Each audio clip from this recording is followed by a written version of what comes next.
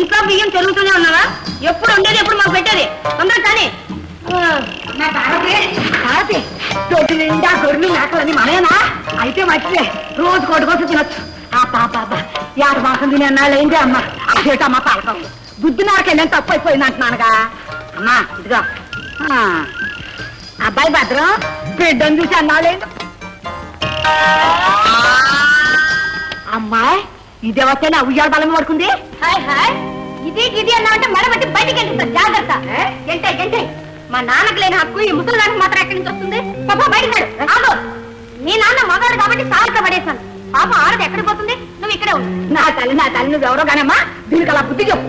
నీకా చెప్తుంది నేను ఈ ఇంటి పోరాలి పాడట. నా మనవాడు దయచేసి తీసుకురాబట్టాలంటే వీధి మీద అడుక్కు తినేదాను కదా. ఎవరు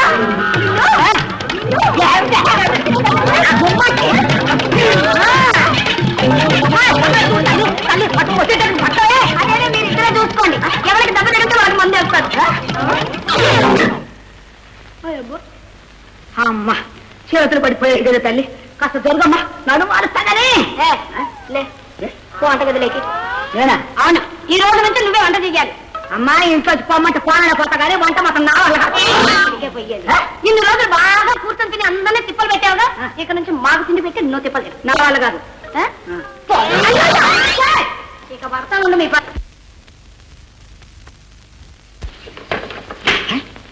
ఓయమ్మో నడమంత్రం సిరి ఈ అదృష్టం చూద్దాం పప్పులు కూడా కూడా అదృష్టమే.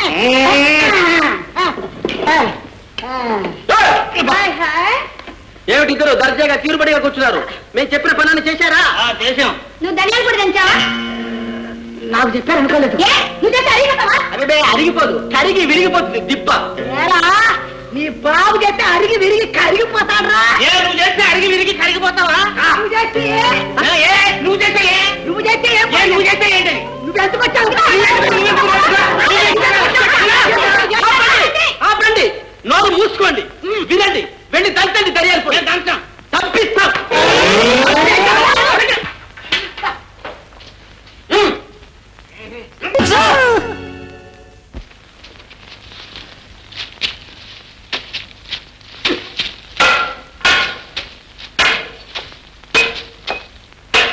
దేవతైనా దెయ్యమైనా తిండి లేకుండా మీరెట్లా పూజలు చేస్తారయ్యా? మారే కుడి తలుపులు తెరవద్దు, కుడి ముందు ముక్కు కూడా పట్టద్దు, అసలు తిరగాల ఊసేయద్దు. అపచారం బాబు, మా కడుపులు నిండలేదని అనాదిగా వస్తున్న ఆచారం మానడం ఊరికి అనర్థం. ఊరి మాట అలా ఉంటుంది. ఏడాది పొడుగునా కష్టపడ్డా వీళ్ళ గత ఏంటి? ఏమయ్యా మా మామూలు మాకు ఇస్తే తప్ప తిరణాలు జరగవని చెప్పేయండి. మీ మామూళ్ళు మీకు ఇప్పించే బాధ్యత నాది. అవునండి, మాకు మామూలు ఇచ్చేంత వరకు తిరణాలు జరగడానికే వీలేదు. ఏమిటి గంగమ్మ తిరణాలు జరగదా? అది ఊరికే క్షమ కాదండి.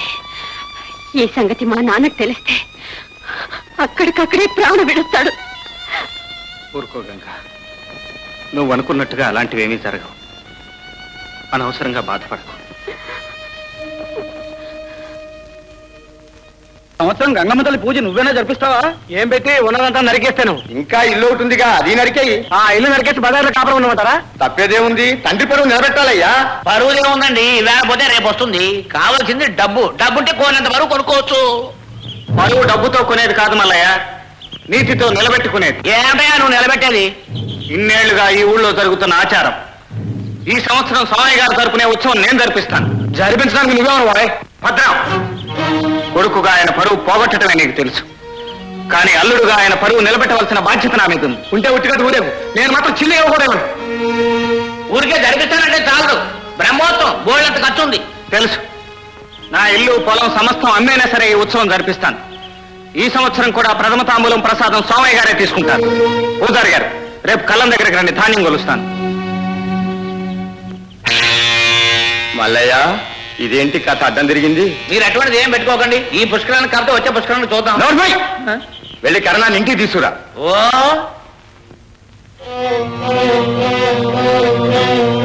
ఆపండి, వాళ్ళడం ఆపండి. ఏమిటి నువ్వు అనేది? ఏమిటా పట్టపగులు నా చెవిలో రాసి దోసుకుపోతూ ఇంకా ఏమిటంటున్నావా? నీచేనా? వాళ్ళు దగ్గర పెట్టుకుని మాట్లాడు. ఏమిటి చంద్రమా దురుస్తాను?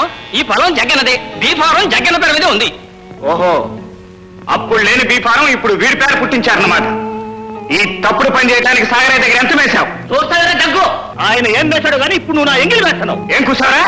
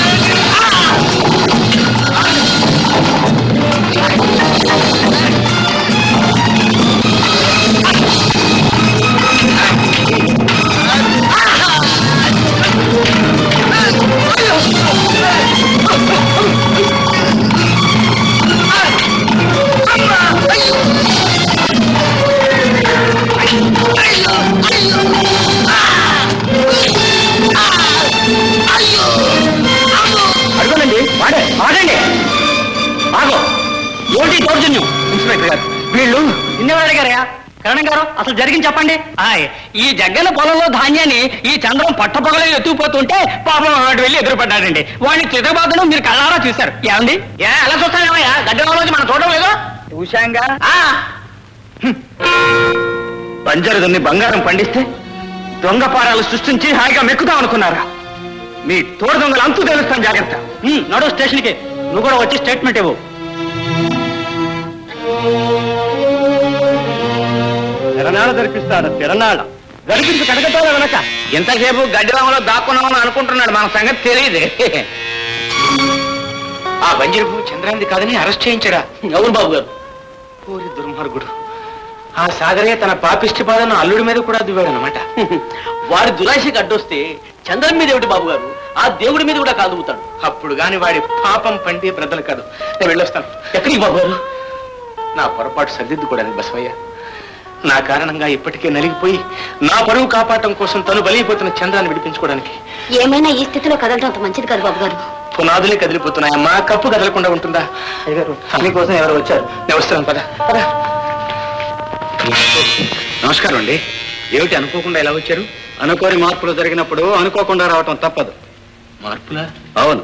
మీరు దేవాలయ నిర్వహణ సక్రమంగా జరపటం లేదని రుజువైంది. అందుచేత మీ స్థానంలో సాగరయ్య గారిని ధర్మకర్తగా నియమించాం. అదేమిటండి? మా తాతల కాలం నుంచి ఆ దేవాలయానికి ధర్మకర్తలు మేం కదా. తాతలు నేతులు తాగారని మనవలు మూతి మీద వాసన రాదు బాబు గారు. మల్లయ్య, చేతలతో జరగాల్సిన పనికి మాటలు ఖర్చు పెడతావు ఎందుకయ్యా? ఆఫీసర్ గారు, మీరు వచ్చిన పని కానివ్వండి. అలాగే. సోమయ్య గారు, దేవాలయ ఆదాయాలు తర్వాత లెక్కలు చూసుకుందాం. తిరునాళ్ళు సమీపిస్తుంది కనుక దేవి నగలన్నీ అప్పగించండి. అలాగే. భద్రం భద్రం, అమ్మవారి నగలు పెట్టేలా తీసుకురా. అలాగే. నిర్మయ్యకి వాసాలు లెక్క పెట్టేవాళ్ళని చూసాం కానీ ఇట్లా పునాది రాళ్ళను కూడా తవ్విదీసే రకాన్ని చూడలేదు.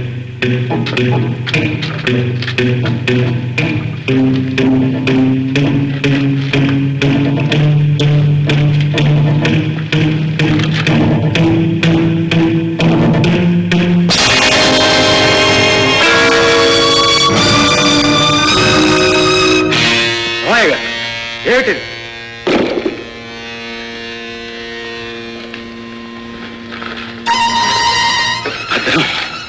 నాకేం తెలియదు నాన్న. తాళం చేతులు దగ్గర వాడివి. నీకు తెలియక ఎవరికి తెలుస్తుందిరా? నిజంగా నాకేం తెలియదు నాన్న. నా మాట నమ్మండి నాన్న. ఎన్నో తప్పులు చేశాను. చెల్లెలింటో దొంగతనం చేసి దాని కాపంలో నిప్పులు పోశాను. బావ తిట్టాడని నీతో అబద్ధాలు చెప్పి నీకు బావకి దూరం చేసి చెల్లెలు కడుపు కొత్త కూడా కాడుకోలేను. కానీ ఈ తప్పు మాత్రం నేను చేయలేదు నాన్న. నా మాట నమ్మండి నాన్న. నా మాట నమ్మండి. నిన్న నమ్ముతారయ్యా? గుండె గుళ్ళో లింగాన్ని మింగే మీ నాన్న ఎవరు నమ్ముతారు? మీరుండండి. మిస్టర్ భద్రం, మీకు తాళ చేయించినప్పుడు పెట్టిలో నగలు ఉన్నాయా? ఉన్నాయండి. అయితే పదా పోలీస్ స్టేషన్కి. ఆఫీసర్ గారు, ఈ దేవాలయానికి ధర్మకర్త నేను. నగలు దొంగిలించబడితే ఆ బాధ్యత నాది. శిక్ష అనుభవించవలసింది నేను. దయచేసి నన్ను తీసుకోండి. వద్దు వద్దు. నేను జైలుకి వెళ్తున్నానని బాధపడుతున్నావా? ఇన్నాళ్ళు ఇక్కడ నేను అనుభవిస్తున్నది జైలు జీవితమే కదరా.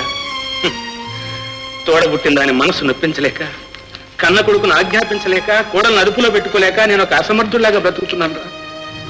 నా పరువు మర్యాదలతో పాటు తరతరాలుగా నేను కొలుచుకుంటున్న ఈ కులదేవతను వీధిలో వేలం వేస్తుంటే చూస్తూ ఊరుకోవటం కంటే జైలుకు వెళ్ళటం చాలా ఉత్తమం రా. ఆఫీసర్ గారు వీల్లేదు అన్న, నా మూలంగా మీరు జైలుకు వెళ్తానికి వీల్లేదు. ఇన్నాళ్ళుగా మీకు చేసిన ద్రోహానికి శిక్ష నన్ను అనుభవించనివ్వద్దు. లే, ఇప్పటికైనా నీలో ఈ మార్పు వచ్చినందుకు చాలా సంతోషంగా. కానీ పెరగవలసిన వాడే నువ్వు, తరిగిపోతున్నావు నేను. నన్ను వెళ్ళినవు నాన్న. చూడు బాబు, ఒక్క మాట, మనుషులకి పశువులకి తేడా తెలుసుకుని బ్రతకటం నేర్చుకో. ఆఫీసర్ గారు పద.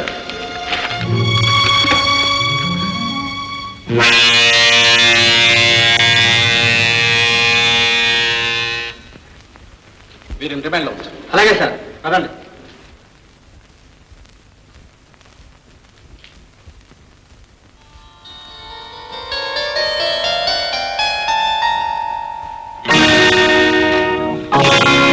మామయ్య, మీరు ఇక్కడికి ఎందుకు వచ్చాను? నువ్వెందుకు వచ్చావో నేను అందుకే వచ్చాను బాబు. అంటే ఆ దుర్మార్గులు మీ మీద కూడా కుట్ర పన్నారన్నమాట. వాళ్ళ దారి కడ్డొచ్చే వాళ్ళు ఎవరి మీదైనా వాళ్ళు పన్నుతారు బాబు. గంగమ్మ తల్లి నగలు కాజేసి నా పరువు గంగపాలు చేసి నన్ను ఇక్కడ కుమిలి కుమిలి చావమని పంపించారు. ఎంత దారుణానికి దిగారు. అసలు దీనికి అంతటికీ కారణం ఆ మల్లన్న కాదు బాబు, నేను. మామయ్య, అవును, ఎదటి వాళ్ళు దుర్మార్గులని తెలిసి కూడా వాళ్ళ నోరు నొక్కలేక నా నోరు నేనే నొక్కుని నిన్ను ఇంటి నుంచి వెళ్ళనిచ్చిన అసమర్థుణ్ణి. నా కొడుకు చేసిన దొంగతనం కారణంగా మీ సంసారంలో రేగిన నిప్పును ఆర్పడానికి బదులు దానిని మరింత రగిల్చి నిన్ను అవమానించి భార్యాభర్తలను వేరు చేసిన దౌర్భాగ్యం. చెప్పుడు మాటలు విని పంతాలకు పట్టింపులకు పోయి నీ వంశాంకురాన్ని, నా మనవణ్ణి ఆనందంగా నీ ఇంటికి పంపించడానికి బదులు శ్మశానానికి పంపిన పాపిష్టివాడిని బాబు. నాకు ఈ శిక్ష చాలదు. ఉరి శిక్ష వేసినా నా పాపానికి పరిహారం లేదు. మామయ్య, ప్రేమ ఉన్న చోట కోపం, మమత ఉన్న చోట మాట పట్టింపు సహజం. మనం ఎవరు ఏ తప్పులు చేసినా ఒకరి మీద ఒకరికి ఉన్న అభిమానం వల్లే కానీ ద్వేషం వల్ల కాదు. అవును మామయ్య, ఇంటిలో కలతలు కంటిలో ననకలు లాంటివి క్షణం బాధ పెడతాయి, కన్నీటి బొట్లతో కరిగిపోతాయి. బాబు, ఇన్నాళ్ళు నేను నా అల్లుడికి దూరం అయ్యా అనుకున్నాను. కాదు, నా అంతరాత్మకే దూరం అయిపోయాను. నువ్వు మామూలు మనిషి కాదు బాబు, దేవుడివి. ఏంటి మామయ్య, నన్ను దేవుడు అనుకునే మీరే దేవుళ్ళు. అందుకే మీ మంచితనాన్ని ఆసరాగా తీసుకుని ఊరు పెత్తనం కోసం ఆ రాక్షసులు ఇంత పని చేయగలిగారు. ఈ ఆటలు ఎంతో కాలం సాగ, వాళ్ళ పాపం పండే రోజు దగ్గరకు వచ్చింది మామయ్య.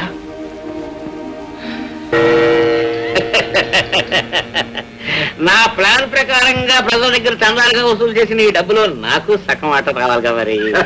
అలాగే తీసుకో, నిన్ను అన్యాయం చేస్తానా మల్లయ్యా? అయ్యా, తమరు చెప్పినట్టుగా ఆ గంగమ్మ తల్లికి నకిలీ నగలు తీసుకొచ్చాను బాబు. ఆహా ఆహా, బంగారు నగల కన్నా బ్రహ్మాండంగా ఉన్నాయి. చూడలే, కంచం మోగినట్టు కనకంబం రోగునా. నకిలీ సరుకులకున్న మెరుపు అసలు సరుకు ఎక్కడి నుంచి వస్తుంది బాబు? ఇదిగో బ్రహ్మం. ఓహో,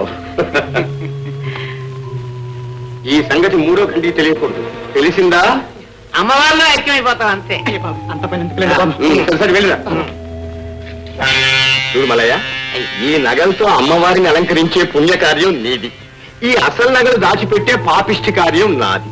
చూడండి, కొత్తగా ధర్మకర్తలు అయ్యారు కాబట్టి నకిలీ నగలతో అమ్మవారిని అలంకరించే పుణ్యకార్యం మీది, ఎలాగా పాపిస్తోంది కాబట్టి ఆ అసలు నగలు దాచే పాప కార్యం అది ఎలా వీలవుతుంది? నిన్ను ఎలా నమ్మడం మల్లయ్య? నన్ను నమ్మదు బాబు, కానీ మిమ్మల్ని ఎలా నమ్మంటారు?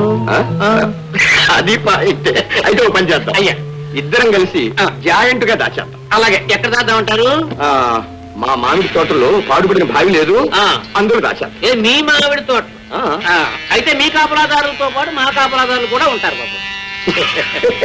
అలాగే కానీ సరేనా? అలాగే బాబు. అదే ఇది నా తాళం బాబు.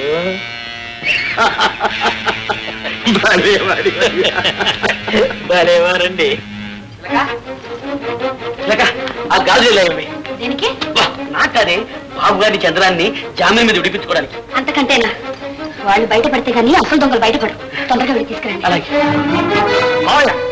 నిజం చెప్పు, నీకు తెలియకుండా నగలు అవుతాయి.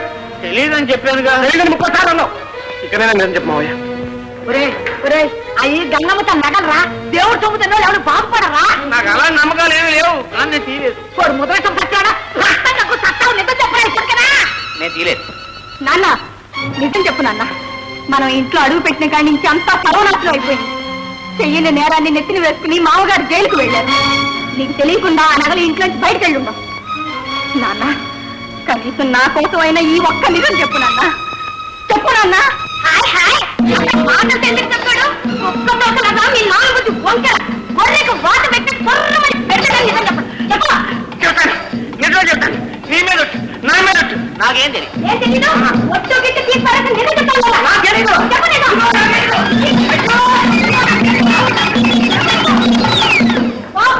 మళ్ళీ వస్తావుగా, అప్పుడు చెప్తాను నీ సంగతి.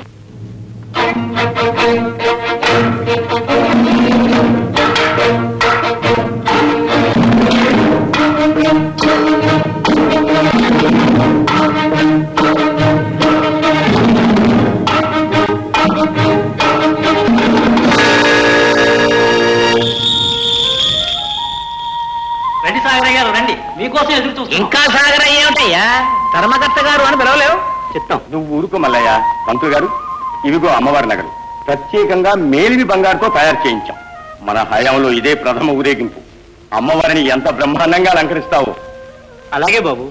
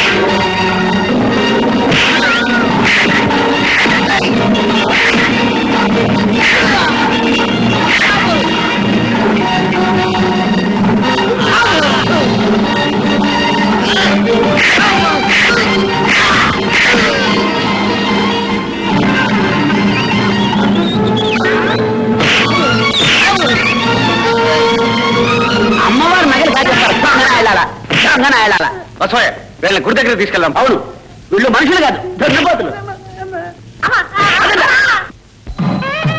పంతులు గారు త్వరగా కానివ్వండి.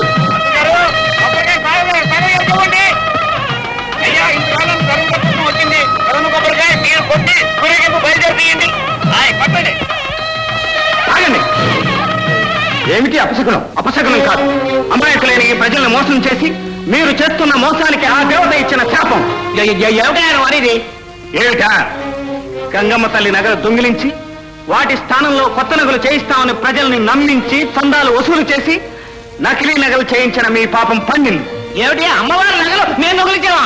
దొంగిలించడమే కాదు, ఆ నగల్ని పాడుబడ్డ బావిలో దాచి అమ్మవారికి నకిలీ నగలు అలంకరించారని రుజువు చేయడానికి ఈ మీ మనుషులే కాదు, మీ బొడ్లో ఉన్న తాళాలు కూడా సాక్ష్యం.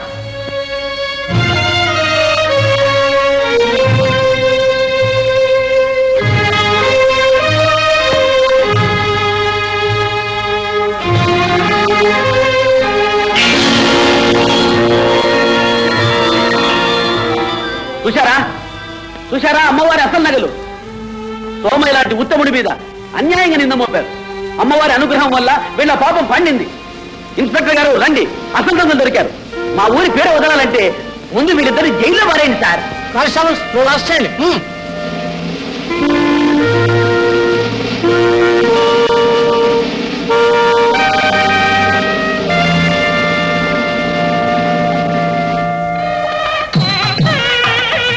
పూజారి గారు, ముందు ఆ నకిలీ నగలు తీసేసి అమ్మవారికి ఈ నగలు అలంకరించండి.